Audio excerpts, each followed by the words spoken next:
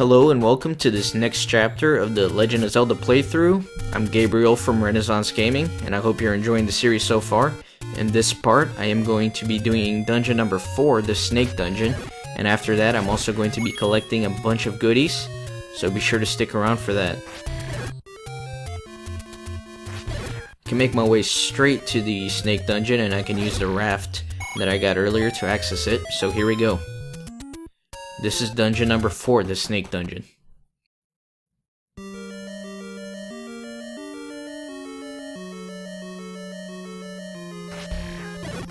Here's a room full of keys, and they guard a key. So keys guard keys in this game. Seems to be a theme. You'll find keys guarding keys a lot. I wonder if the American translators meant to do a play on words on that.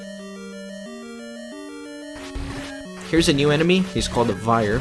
He's pretty much a devil that controls keys, and they're not too hard to defeat, but they do split up into 2 keys once you do hit them. But when you get the magical sword, which is the final sword of the game, 1 hit will kill them and they will not split up into keys. And I'll actually be getting the magical sword towards the end of this video. And here we already get the compass.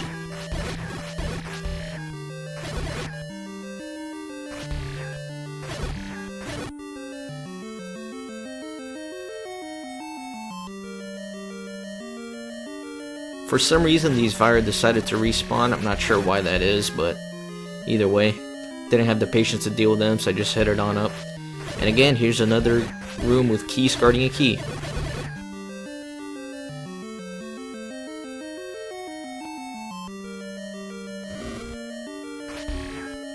And as you can see, there are a lot of Vyre in this dungeon.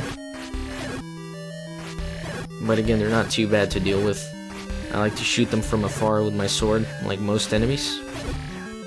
And you'll notice I've been lighting up some of the dark rooms with my candle, and that's something you can do to see the room, but it's not necessary.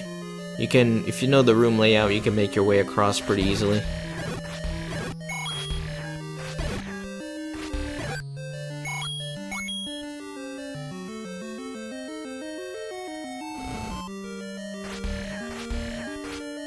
And I always feel kind of guilty about killing these Vyre because they just look so friendly. They're bouncing around, having a good time. I mean, look at them.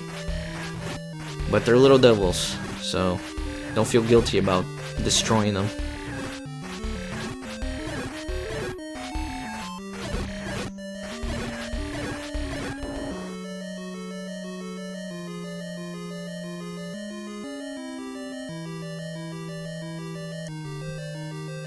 Here's another new enemy. It's the Like, and he's in several Zelda games.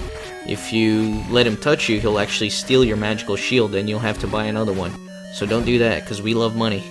We don't want to spend money on unnecessary things. If you're a true Zelda fan, you've probably had a nightmarish time with them. I remember I've gotten my shield stolen multiple times in Ocarina of Time by Likes, but I don't let that happen anymore. Here's the secret item of this dungeon. It's a step ladder, and it will allow you to traverse 1 block of water or lava. And I'll show you how that works here momentarily. It allows you to get a heart piece in the overworld, which I'll be getting after this dungeon. So here's how it works. As you can see, you can traverse 1 tile of water or lava with a step ladder. It makes it a lot easier to move around.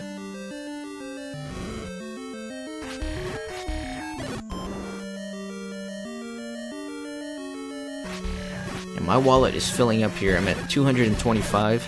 If you'll remember, the max you can have is 255 at a time. Here's another manhandler. So let me manhandle him real quick.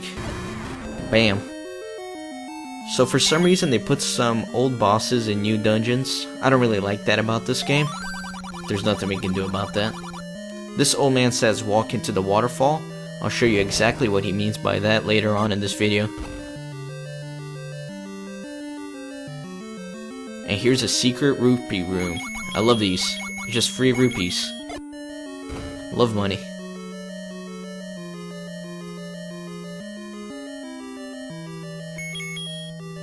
And this room contains the map. There's some gels there, but they really can't hurt you because they can't get across all that water. And you can't reach it with your step ladder because it has 2 blocks of water. You can only go through 1. And you'll see that the dungeon looks like a snake head. Thus the name, the Snake Dungeon.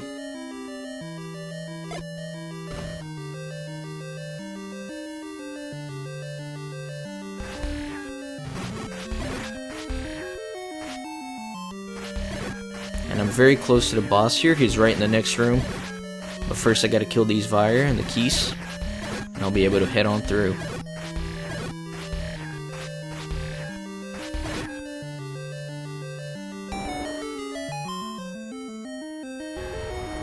So this is Gleeok. He's a two-headed dragon. We'll be fighting variations of him which have 4 heads later on. Right now he's not so bad, just watch out for his flying head that will move around and shoot at you as well. And here is the 4th Triforce piece. That's 4 out of 8. We are halfway there.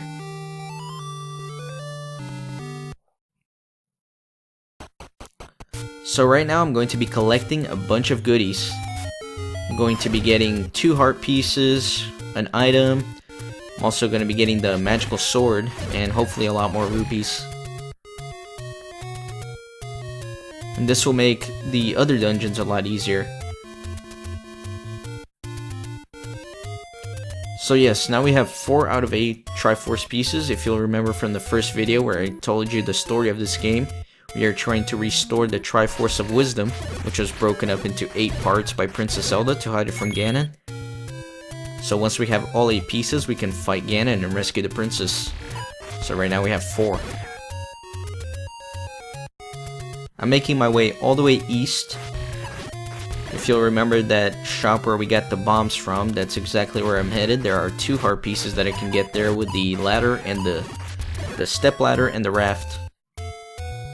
So that's where I'm going.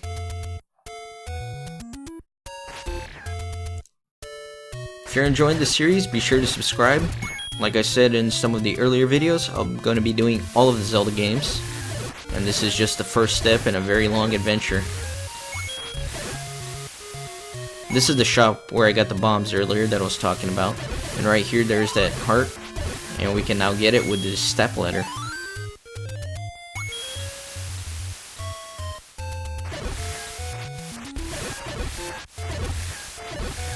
And if you go north a couple of screens, there's this little dock here, and you can use the raft to sail on up and get heart number 5.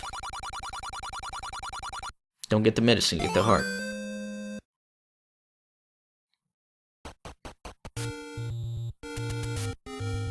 So now what I'm going to do is I'm going to buy an item. I'm going to be buying the bait. It's pretty much a piece of meat that allows you to get through Hungry Gorius in some of the dungeons of the game. And you'll see what I mean once we actually get there.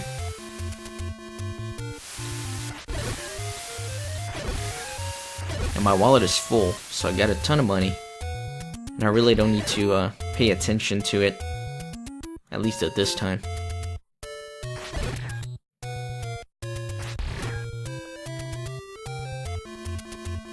Making my way west. I went all the way east to get those heart containers, but I'm heading pretty much all the way west.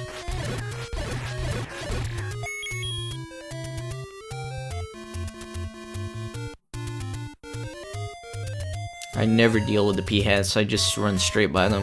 I hate them. We can access a new area here with the step ladder. Allows us to continue westward.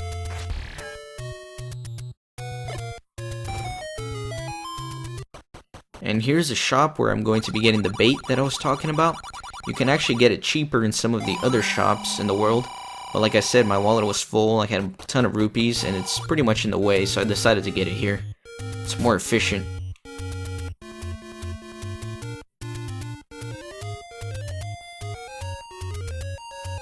Now I'm making my way to the graveyard to get the magical sword, the most powerful sword in the game. But first, this is the power bracelet. It allows you to lift up very heavy rocks. You see those rocks on the left there? You can move them, and they'll create shortcuts in the overworld. I'll show you that in one of the next videos, but not this one. This is just another old lady location. I just decided to show it because I ran right by it.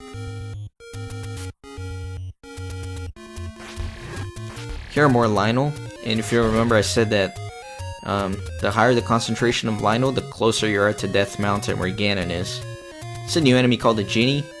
He's a ghost, and sometimes if you touch gravestones, they'll come out. And this is the magical sword, the best sword in the game. And you cannot get it unless you have a certain number of hearts. So if you have less heart pieces than I do, you might not be able to get this magical sword. But you can kill most of the overworld enemies in just one hit now with the sword. As you can see, the red Lionels, you can just vanquish them with one hit. The blue ones take 2 hits to kill. So it's a very nice sword. Definitely gonna help out in the dungeons. And you might have heard a rumor going around town. You might have heard that I am a degenerate gambler, that I like to gamble.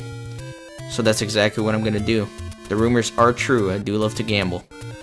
So I'm actually headed to play some gambling games to make some money. There are multiple gambling games in the overworld, but I'm showing this one for now. And you pretty much pay, and it paid off for me there. I got 50 rupees. But I did pay 10, so I actually made 40 profit.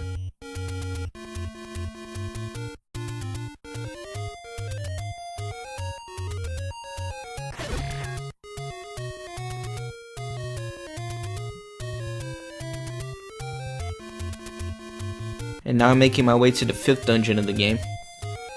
And this is the waterfall. If you remember, the old man said walk into the waterfall. That's exactly what I just did.